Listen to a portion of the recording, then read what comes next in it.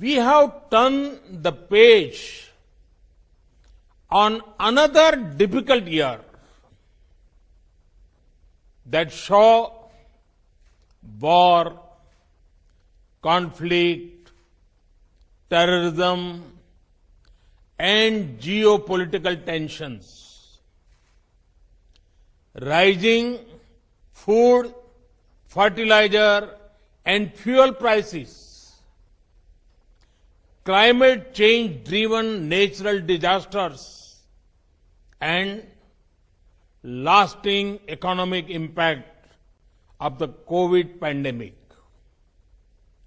It is clear the world is in a state of crisis. It is difficult to predict how long this state of instability will last. Excellencies, we, the Global South, have the largest stakes in the future. 3/4 of humanity lives in our countries. We should also have equivalent voice. Hence, as the 8-decade-old model of global governance slowly changes, we should try to shape the emerging order. Excellencies, most of the global challenges have not been created by the Global South, but they affect us more. We have seen this in the impact of COVID pandemic, climate change, terrorism, and even the Ukraine conflict. The search for solutions also does not factor in our role or our voice. Excellencies, India has always shared its development experience with our brothers of the Global South. Our development partnerships cover all geographies and diverse sectors. We supplied medicines and vaccines to over 100 countries during the pandemic. India has always stood for a greater role for developing countries in determining our common future. Excellencies, as India begins its G20 presidency, the voice of the Global South. For our G20 presidency, we have picked the theme of One Earth, One Family, One Future. This is in line with our civilizational ethos. We believe the path to realize oneness is through human-centric development. People of Global South should no longer be excluded from the fruits of development. Together, we must attempt to redesign global political and financial governance. This can remove inequalities, enlarge opportunities, support growth, and spread progress and prosperity.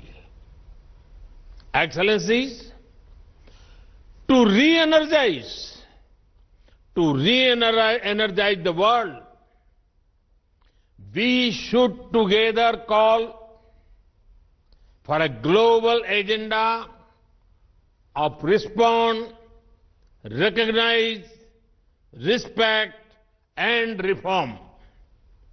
Respond to the priorities of the Global South by framing an inclusive and balanced international agenda.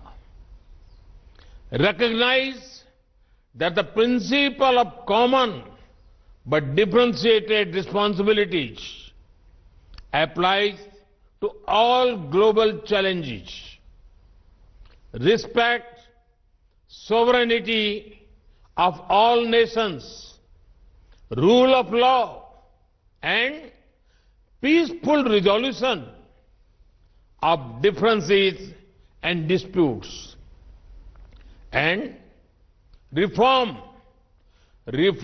international institutions, including the United Nations, to make them more relevant.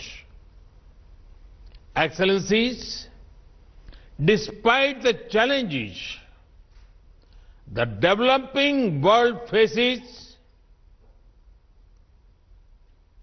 I remain optimistic that for time is coming,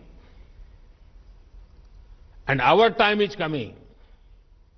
The need of the hour is to identify simple, scalable, and sustainable solutions that can transform our societies and economies. With such an approach, we shall overcome the difficult challenges, whether it is poverty, universal health care, or building human capacities. In the last century, we supported each other in our fight against foreign rule.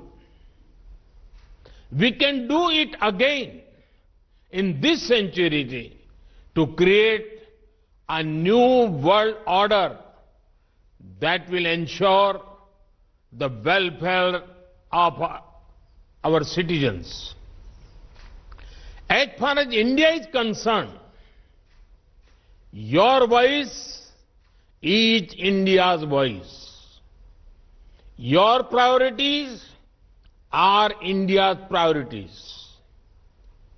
Over the next 2 days, this Voice of Global South Summit will have discussions on 8 priority areas. I am confident that together the Global South can produce new and creative ideas.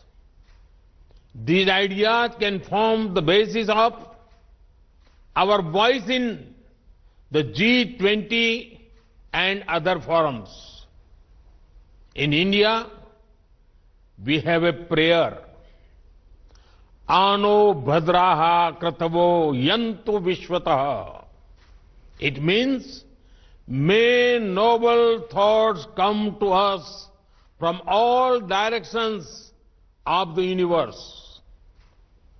This Voice of Global South Summit is a collective effort for gaining noble ideas for our collective futures. Excellencies, I look forward to listening to your ideas and thoughts. I once again thank you for your participation. Thank you. Dhanyavad.